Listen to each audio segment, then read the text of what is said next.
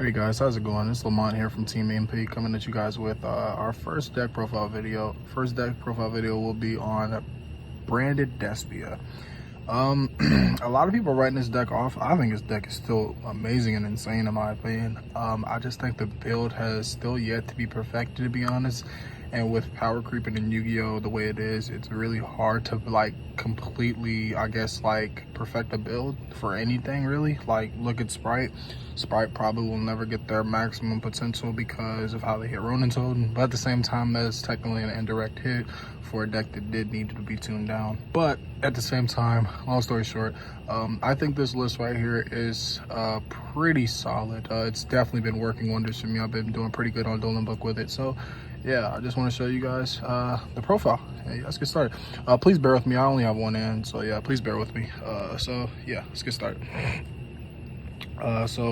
First we have Ad libitum of Despia. We play one. Ad lib is amazing. Obviously, most of the time you search this off Tragedy just because it's clearly the best thing to search off of it, unless you already have it in hand and you just want to search for Dramaturge if you play it, or another Aluber for follow for next turn.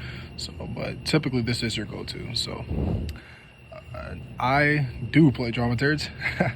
Not even gonna lie, I didn't play this for the longest when I first started playing Despia. But like I've come to love this card, and just like if it's really bad in a certain matchup, which I don't think it's ever really bad, I think it's pretty simple to just side it out. You know, it's easy side out if you don't really think that you need it in a matchup. But I just think the free OTK potential that this card generates is just insane.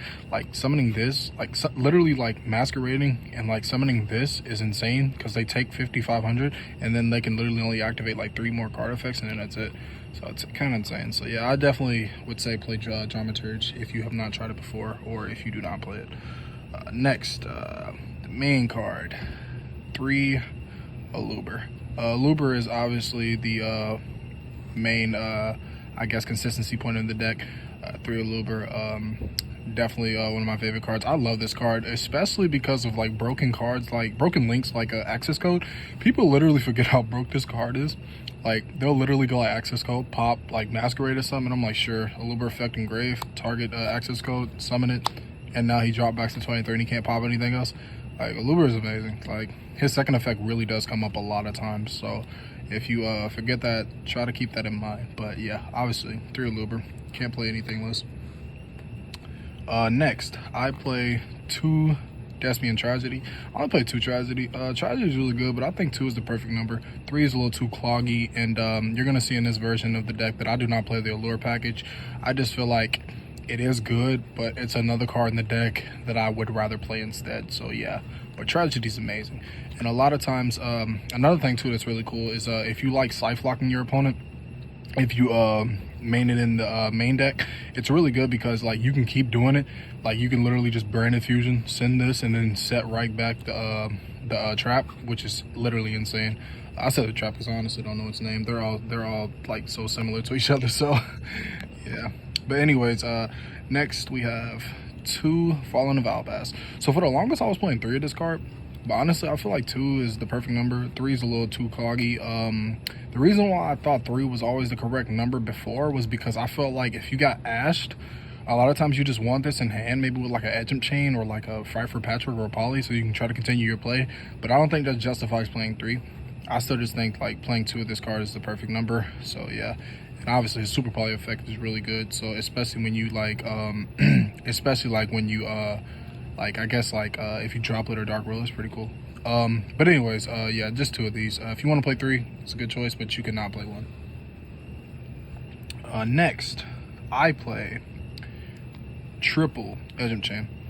So for the longest I would find myself branded opening, sending this, searching Patchwork, searching the other Edgem Chain, keep it in your hand for Poly, Super Poly or something like that, and then I would send it. And then when I would send it, I'd just be like, oh, Patchwork's dead. So that's literally the reason why I play 3. And this card is just amazing. Any way it's sent to the graveyard, it literally searches for a Fight for Patchwork, which is just amazing. So yeah, I'll play 3 Edge of Chain. Now this is by far my favorite part of the deck. I actually can play hand traps in my version. So it's pretty cool.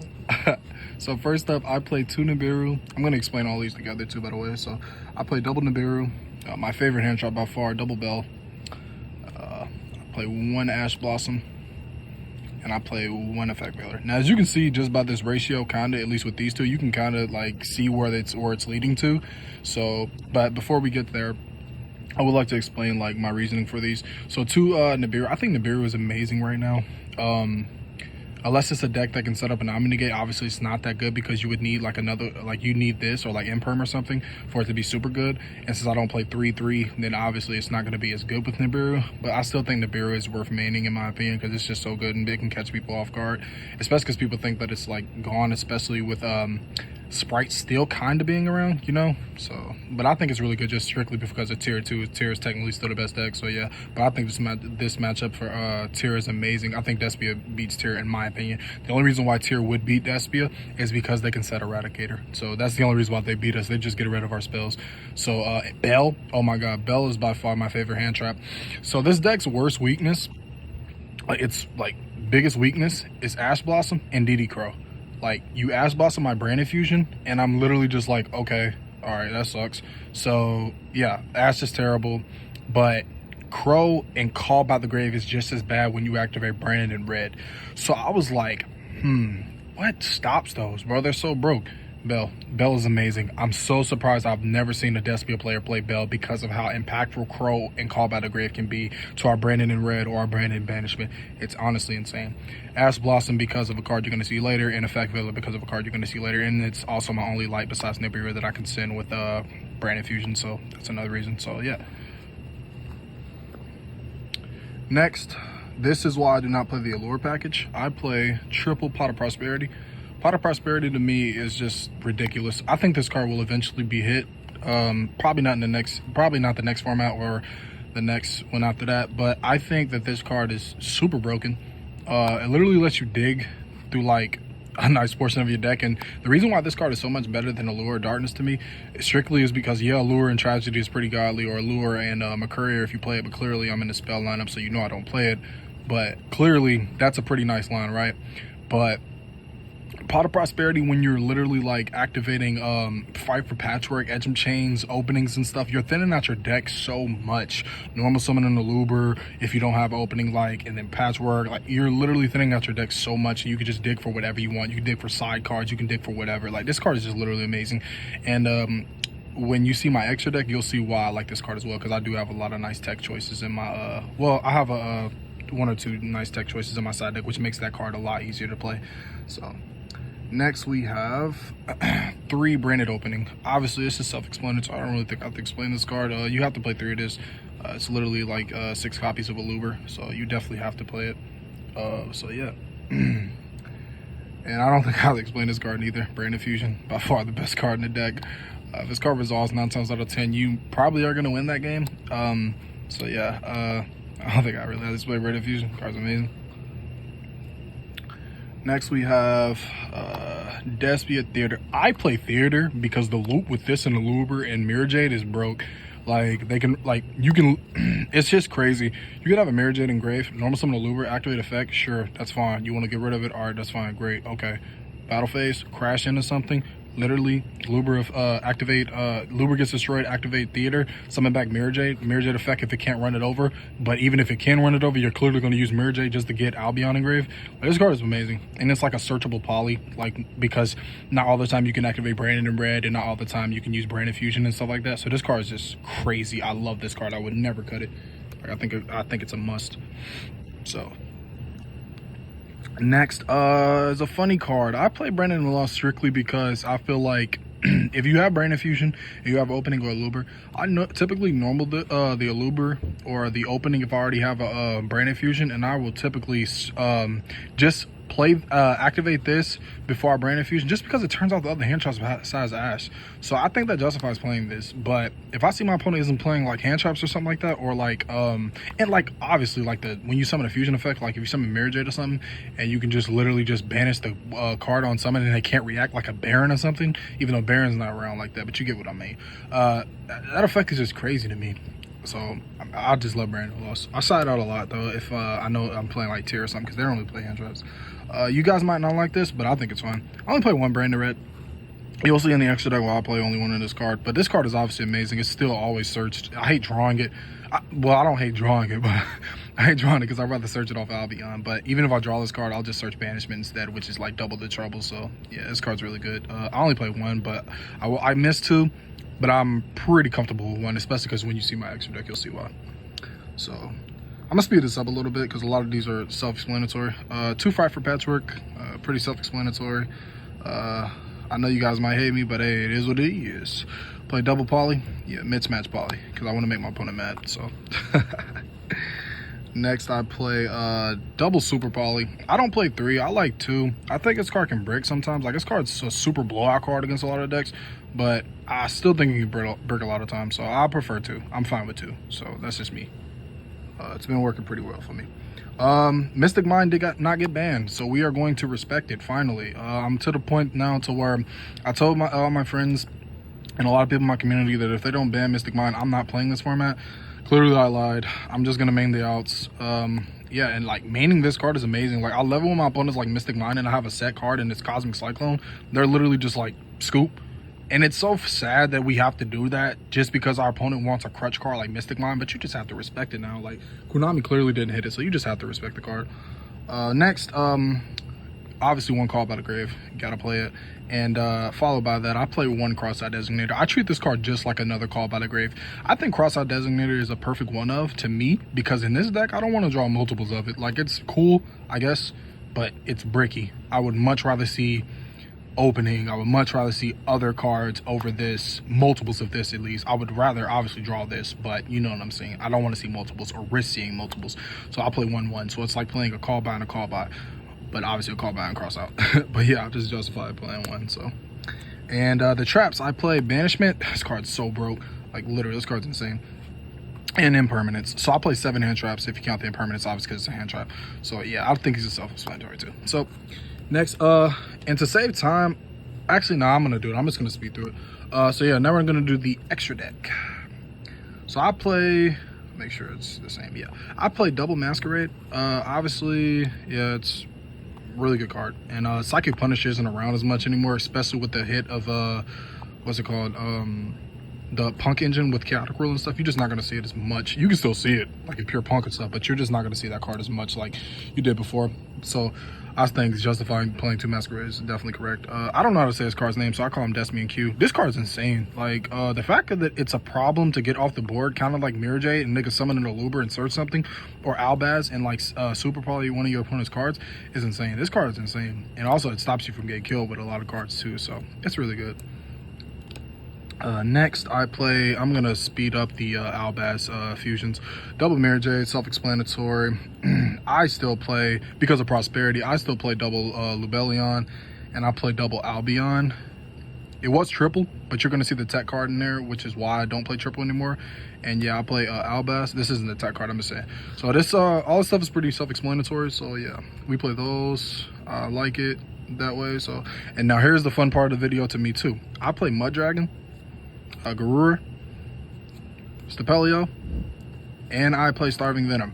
Mathmech is very popular, and they can drop a rival on you whenever they want. A lot of times I don't see a lot of Mathmech players summoning it, but when they do, we have to have an out. We're just gonna lose straight up to that card if we do not have an out. You gotta somehow bait the Omni, which if they're smart, they just won't do it, and then you just use this, like, and then like, yeah, like, you just turn up at that point. But yeah, as that's the only reason why I play Starving Venom. So I play the entire Super Poly package, besides the Crown Dragon thing, the Matherion, whatever his name is. But yeah, and obviously the one Chimera. This is why I only play one branded in red, because I only play one Chimera. I think we typically summon it once, and that's about it. And if anything, I can banish it with like Albion or something like that, summon Lubellion, and then I can literally just shuffle it back if I needed that bad. So it's not that big of a deal. Next, we're gonna do the side deck. Shout out to the team. Masterpiece, we make custom field centers if you guys are interested at all. This is a generation field center of me, my daughter, and me and my mother. It's near and dear to my heart. I love this. So we play, let me move these out of the way, sorry. We play the third Nibiru, obviously for obvious reasons. I'm gonna keep everything right here too. We play Scythe. I do play the Scythe package. You're gonna see. I play this one Twin Twister to go along with the Cosmic, 2 Cosmics, and I play the 1 Duster. Yeah, I like this. I like Twin Twister because sometimes you're playing matchups that is more than just Mystic Mine. It's floodgates, like you're playing Eldritch or something like that. You got to get rid of those floodgates or you can't play. They have Devil Rivalry, goes with a skill drain or something like that. You got to have a Twin Twister or something like that. And we justify it too when we playing stuff like, you know, when we playing stuff like Edge of Chain and stuff. So it's fine. Triple Forbidden Droplet. I'm glad this card's back. Dark Ruler was cool when it was around, when we did have to main it. It was kind of toxic, but I did get used to it. But yeah, I definitely play 3 Forbidden Droplet. I think it's better. It just sucks in the Flunders matchup or any matchup that can play Shifter, because it's just dead. Obviously you rather have Dark Ruler, but it is what it is. I think this card's just still better. It's an interaction card, it's a reactive card, and yeah, it's just a lot better. I proxy these because I don't own them. You probably couldn't even tell if I didn't say anything, or maybe you could. 3 Solemn Judgment. I'm about to pick these up this weekend, but this card's amazing. We lose the evenly matched. We lose to a lot of block cards like that. Really typically just evenly matched. I really decide these were evenly matched. I don't want to get evenly matched. So if I dig with Prosperity, I'm definitely adding this if I see it. So yeah. And we also don't like Runic at all, so we play Triple Eradicator also for the mirror. And yeah, and we also play the one of Point of the Red Lotus, aka Trap Dust Shoot 2.0, a way better version. That's why I went to 1. It's probably gonna get banned soon because it's gonna be Saki, just like Red Reboot. But obviously Red Reboot was way more Saki. But anyways, and I put the 15th card is Branded Expulsion. So yeah, that's the side deck. So yeah, that's pretty much the profile, guys. If you guys liked it, please let me know. Please share the video, share the channel, subscribe, like the video, and yeah, let me know what you guys think about the video. Sorry, like I said, I have one in, so it's really hard to even talk and explain every single thing. But anyways, I hope you guys enjoyed the video, and yeah, Masterpiece is about to blow up before you know it. With your support, it'll blow up a lot faster. We make custom products, custom sleeves, custom play mats, coming soon, custom field centers, custom tokens. We make all of it, the works. We do all that stuff. We're just going to get bigger and bigger. RP to Legend Black Panther, obviously. RPM, Wakanda forever. But anyways, hope you guys enjoyed the profile. Hope you guys enjoyed my reasoning for things. Hope you guys enjoyed some of my tech choices. And I hope you guys like the deck profile, and I hope it makes you guys want to test it again, because like I said, I've been doing really good with this on DB. So playing all kinds of variety of decks. So yeah, hope you guys enjoyed the video. Take care. Masterpiece out.